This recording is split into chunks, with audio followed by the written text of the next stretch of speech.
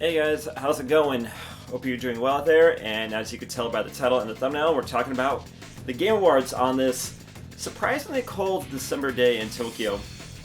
And to start off, this thing was 2 hours long, and the Game Awards do not need to be 2 hours long.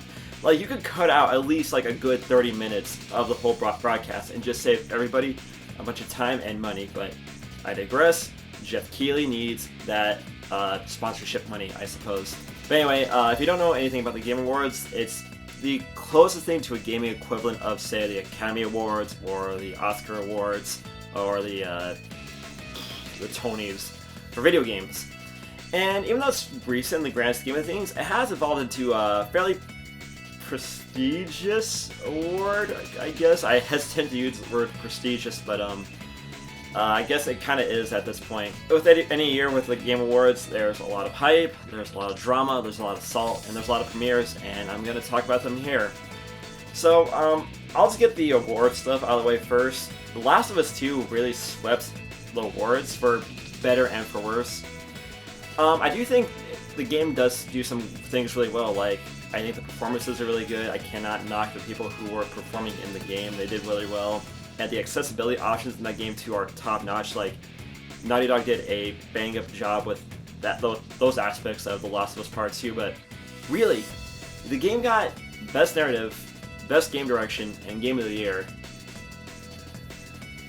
Kind of suspicious of that. Like, I don't like. I'm not gonna go into like a whole rant here, but I just don't see why that game is so good. Like, I thought it was pretty mediocre. Like, the plot is just a hot mess. There's like 4 lines, and they keep jumping between each line, trying to give everybody context and emotional weight, but really, it doesn't quite work out in the long run. And the gameplay is just boring. Like, I'm pretty sure some of the people behind the Game Awards got bought out. Like, I'm positive about that. I'm looking at a Discord chat right now, and there's some tweets. I can't read them right here, but I'm sure there's some drama behind the scenes. My theory is that Neil Druckmann, the director of The Last of Us Part 2, and I think he's one of the head honchos at Naughty Dog, I think he has dirt on a lot of people in the game journalism scene. Like, maybe he knows that Jeff Keighley has, say, 500 gigabytes of inflation porn on his hard drive, or maybe, like, say, the people from Easy Allies, maybe he knows that the guys from there all have matching Woe Was Me tattoos on their lower back, and is promising to leak the photos if they don't give The Last of Us Part 2 a good review and Game of the Year award. But another thing I gotta say about The Last of Us Part 2 is, like, I've never seen a game cause so much, been so polarizing. Like, you have the people who just really hate it, and you have the people who really love it. Like, they are glad to ignore all the faults and will attack anybody who even criticizes the game. If you go look at my Sakura Wars review, which you totally should, I even triggered somebody who really likes The Last of Us Part 2, but I digress. So, anyway, the awards were kind of like whatever. Nothing really notable. I did not know anybody in the like Content Creator of the Year award.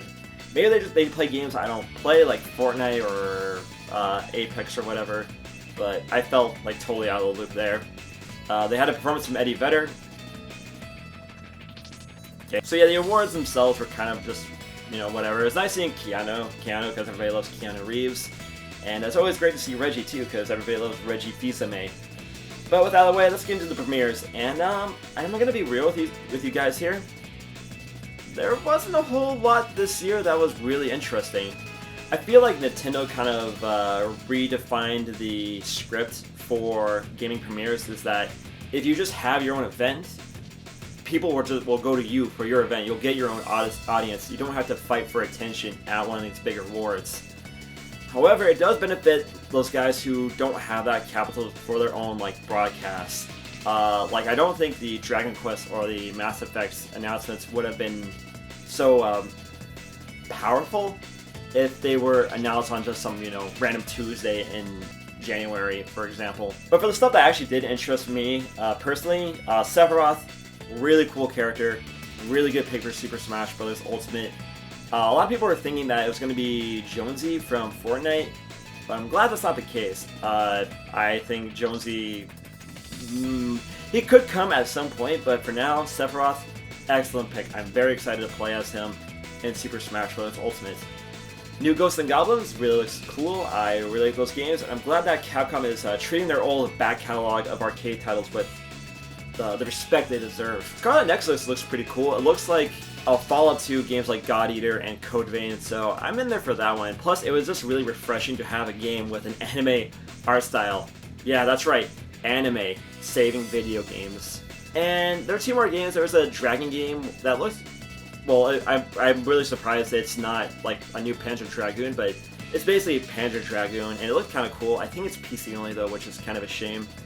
And there was a game called Fist. I'm putting up the footage right now, but it looks really cool. Just furries 2D game.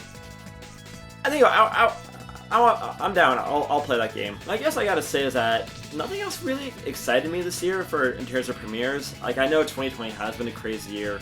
A lot of games have been delayed. Production has been very troubled. So I wasn't really expecting much, but everything here has been like an update for an existing game like Ark, Destiny, Fortnite, or just some kind of hyper-realistic shooting game, and how many of those do you need? So, I don't know, I was kind of left wanting more this year, and I guess that's a natural thing, like, you always want more, and there's nothing wrong with that. But, yeah, I don't really have much else to say. Just kind of wanted to get my thoughts out there because the Game Awards are a big event.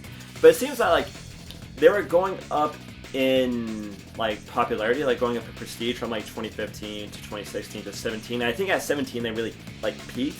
And it seems like in subsequent years, like, the premieres, the attention has gone down slightly.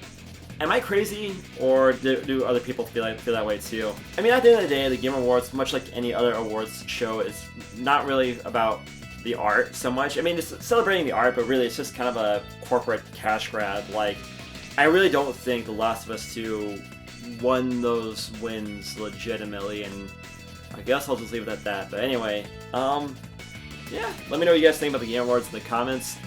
What do you think? Are you salty? Or are you kind of indifferent to everything? Let me know in the comments. And while you're down there, it'd be cool if you subscribe to the channel, hit the bell as well for notifications on future videos, hit me up on the social media, all that fun stuff. It's actually surprisingly cold in here today. Got my Mario blanket.